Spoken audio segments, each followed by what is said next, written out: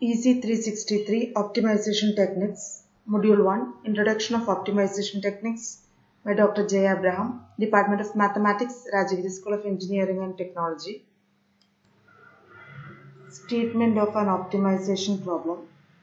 An optimization or mathematical programming problem can be stated as follows.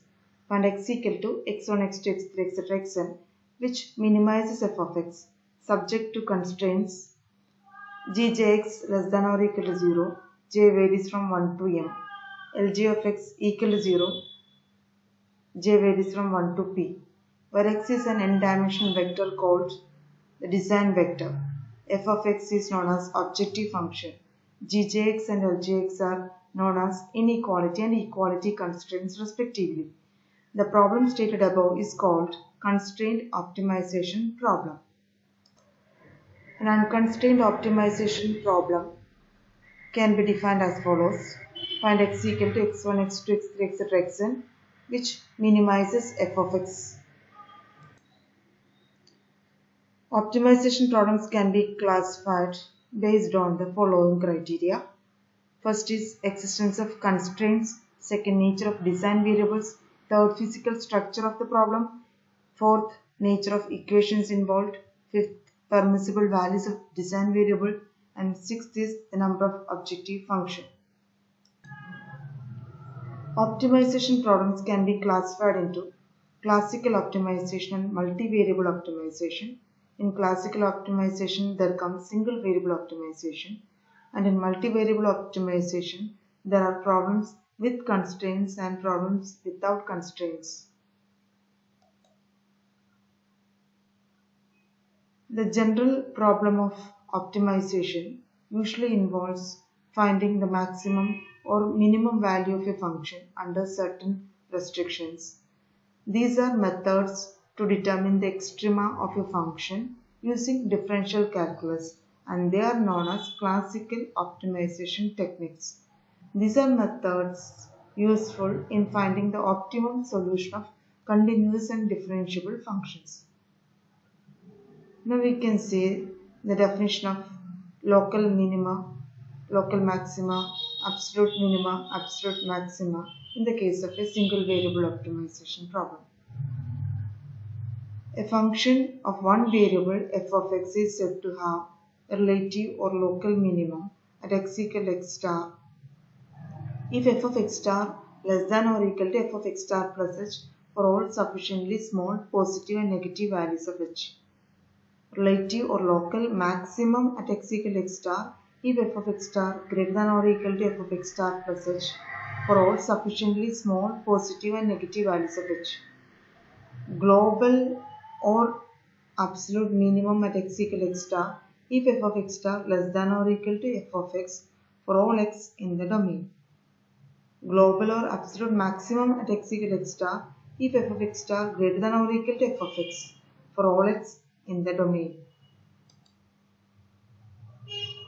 From the figure we can see local minima, local maxima, global minimum and global maxima.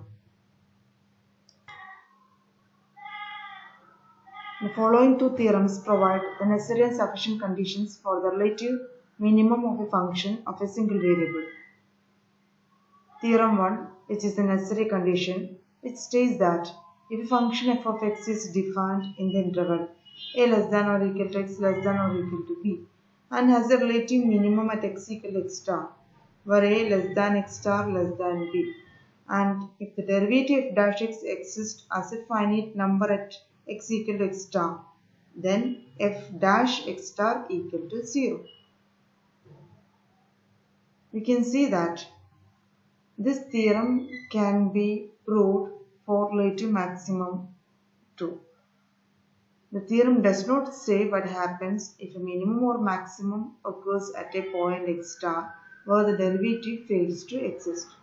The theorem does not say what happens if a minimum or maximum occurs at an end point of the interval of definition of the function. The theorem does not say that the function necessarily will have a minimum or maximum at every point where the derivative is 0. In general, a point x star at which f dash x star equal to 0 is called a stationary point. Second theorem, which is a sufficient condition, states that let f dash x star equal to f double dash x star etc equal to fn minus 1 x star equal to 0, but fn at x star not equal to 0. Then f of x star is a minimum value of f of x if fn x star greater than 0 and n is even. A maximum value of f of x if fn x star less than 0 and n is even. Neither a maximum nor a minimum if n is odd. We can see an example. Determine the maximum and minimum values of the function f of x equal to 12x raised to 5 minus 45x raised to 4 plus 40x cubed plus 5.